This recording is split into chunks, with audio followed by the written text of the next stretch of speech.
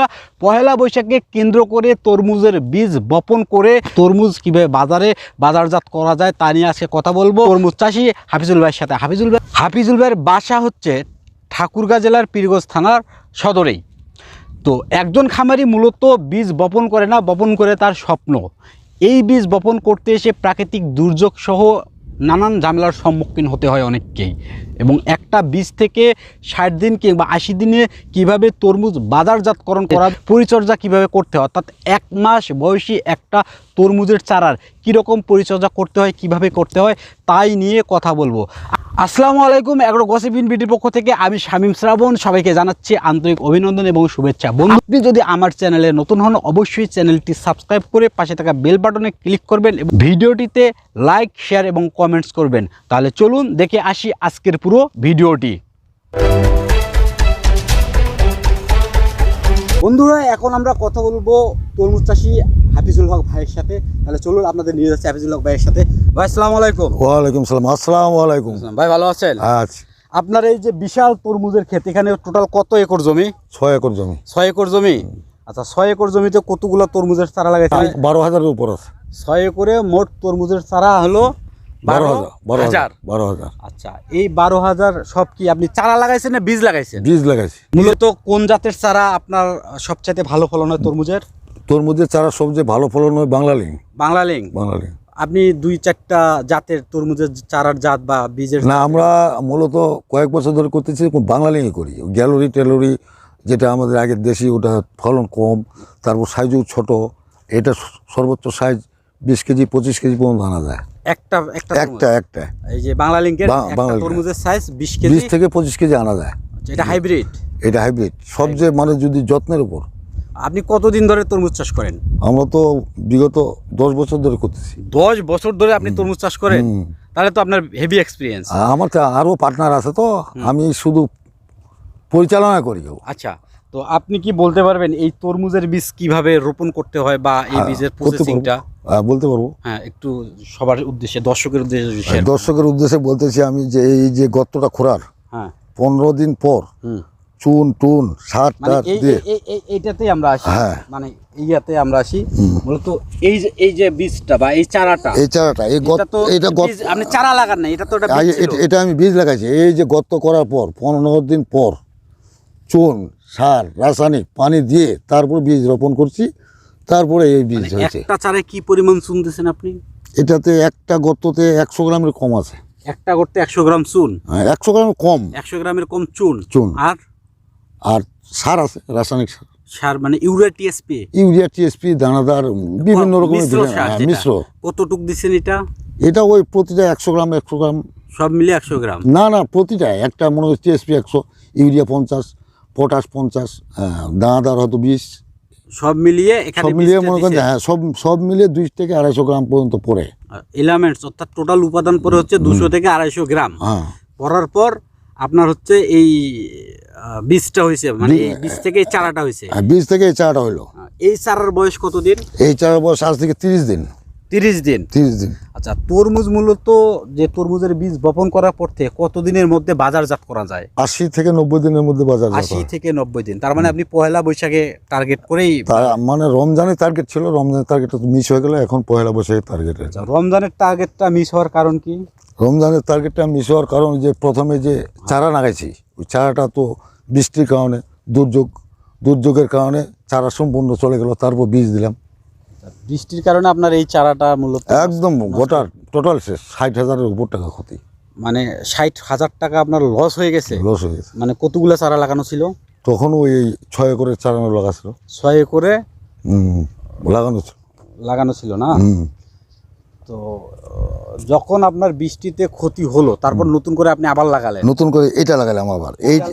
এটা লাগার বয়স হলো 30। এটা লাগানোর 30 দিন হলো? 30 দিন হলো। 30 দিন। তো এটাতে তরমুজ ধরবে কতদিন পর? এটা 80 দিন পর। 80 দিন পর? আরো 80 দিন লাগবে আপনার? না, এখন তো 30 দিন হলো, আর 50 দিন। 50 দিন? 50 দিনে টোটাল বয়স 80 দিন। 80 থেকে 90 দিনের মধ্যে ক্লিয়ার। আর এখানে আপনার টোটাল গাছ আছে 12,000। অর্থাৎ একটা করে ডালে বা একটা করে তরমুজের গাছে কতগুলো করে তরমুজ ধরে? তরমুজ তো আসে বেশি, কিন্তু আমরা তো অতগুলো নিই না, 2 থেকে 3টা নিই একটা গাছে। একটা গাছে 2 থেকে 3টা নেবেন বা হাইস্ট 4টা, হাইস্ট 4টা, তাহলে আপনার 12,000 40,000 40,000। 48,000 একটা তরমুজ হবে। 48-এর মধ্যে কিছু কিট বাইর হবে না, যখন 3টা নেবেন একটা বাদ যাবে। আচ্ছা, তার মানে আমরা 40,000 ধরলাম, আরও কম ধরতে হবে, 30-35 এর মধ্যে। 35,000। এই তরমুজ একটার ওজন কীরকম হবে? এটা মনে করেন যে স্বাভাবিক, মনে করেন যে হাইস্ট আমাদের এই জমিতে যেটা পাই আমরা, হাইস্টটা 12 KG, 15 KG, 8 KG, 5 KG, 5 KG. হাইস্টটা 15 কেজি পর্যন্ত আসে আচ্ছা, তো এই জমিতে।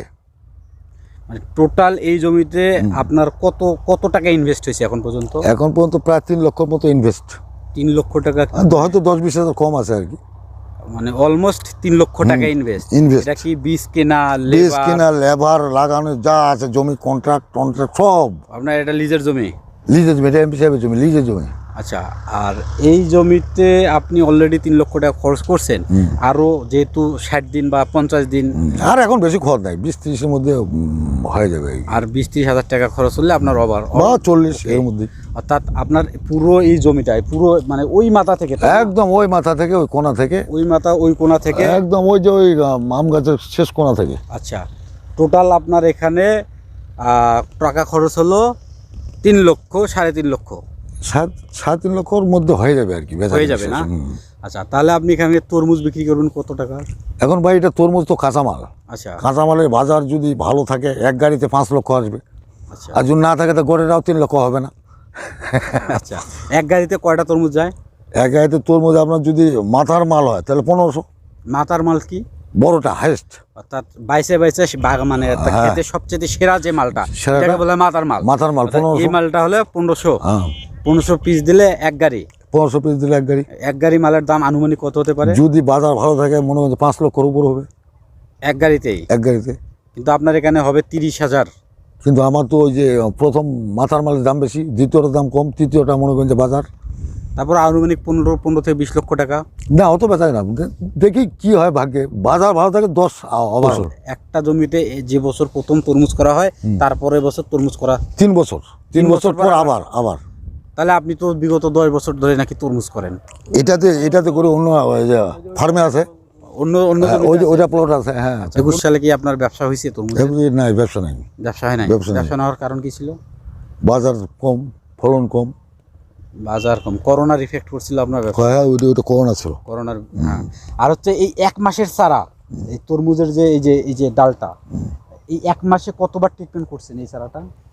এটা 1 মাসে মনে হয় 5 বার হলো না রে। পানি দিনও দিবার। আচ্ছা, এই ভদ্রলোক কে? ইনি কে? আসসালামু আলাইকুম। উনি আমার লোক, হ্যাঁ, আপনি কি তরমুজ পরিচর্যা বা উনি থাকে সবসময় এখানে। মানে তরমুজ চাষে কতদিন ধরে আছেন? ওই আমার সাথে আছে, একসাথে করি, একসাথে। ও, তার মানে আপনি তরমুজের রোগ বালাই সম্পর্কে আপনি কি বলতে পারেন? তরমুজ এই তো মনে করেন যে হয় যে পোকা লাগছে, কি ওটা শুষ্নি পোকা বলে, হ্যাঁ, ওইটা মানে দিলেই আবার মানে ইয়ে হয়ে গেছে। আচ্ছা, তরমুজে মূলত মানে কি ধরনের অসুখ হতে পারে? তরমুজে আমার শুষ্নি পোকা, ওই যে তরমুজে সবচেয়ে অসুখ আছে ভাইরাস। ভাইরাস। ভাইরাসটাকে যদি টেক আপ করানো যায় আচ্ছা, তাহলে তরমুজ লাভবান, আর যদি ভাইরাসটাকে টেক আপ না করা যায় তাহলে ওটা শেষ। তরমুজ ওই ভাইরাসটা খাওয়া যায় না, ও, ওটা মানে হার্ড হয়ে যায়, শক্ত। আর এই ভাইরাস দমনের জন্য কীটনাশক ব্যবহার করি। কীটনাশক ব্যবহার করতে হয় না?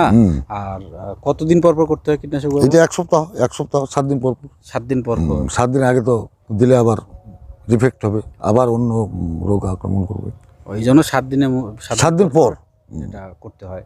তো সব মিলিয়ে মোটামুটি আপনি আশাবাদী যে এই করোনায়, যে গত করোনায় ব্যবসা না হলো, এই বছর আশা আছে যে এই বছর এটা ব্যবসা হবে যদি ওয়েদার ভালো থাকে। ওইটা ভালো থাকে? ওয়েদার ভালো থাকে, আর ওয়েদার যদি খারাপ থাকে, ড্যাম থাকে, তাহলে তরমুজের ব্যবসা হবে না। হবে না? না, ওয়েদার যদি করা থাকে, যত ওয়েদার করা থাকবে তরমুজের ব্যবসাটা ভালো হবে, দামও বেশি আজকের পাবে। ওয়েদারে কি আপনি সন্তুষ্ট? আজকে এই ওয়েদারে আমি আল্লাহর কাছে লাখো লাখো শুকরিয়া। আজকের ওয়েদারে আপনি সন্তুষ্ট? তো আজকে এরকম যদি মানে এইরকম ওয়েদার থাকলে চাষিদের লাভ হবে, দুনিয়া তার কারো লাভ হয় হোক না। না, আম চাষিদেরও লাভ হবে। আম চাষিদেরও লাভ হবে। এইরকম ওয়েদার থাকলে মানুষের গলা ফেটে যাচ্ছে না, আমটা নষ্ট হবে না, ফলটা যখন আসবে না এই ওয়েদারে ফলটা নষ্ট হবে না। মানে তো যত গরম হবে মানুষের গলার পিপাসা, মানে তৃষ্ণায় মানুষের ছাতি ফেটে যাক, হ্যাঁ, তরমুজ চাষির লাভ হোক। তরমুজ চাষি এটা তো লাভ হবেই, তো ভুট্টা চাষিদেরও লাভ। আপনি যাতে যেহেতু আপনার স্বপ্ন এখানে ইনভেস্টমেন্ট করা, তাই না?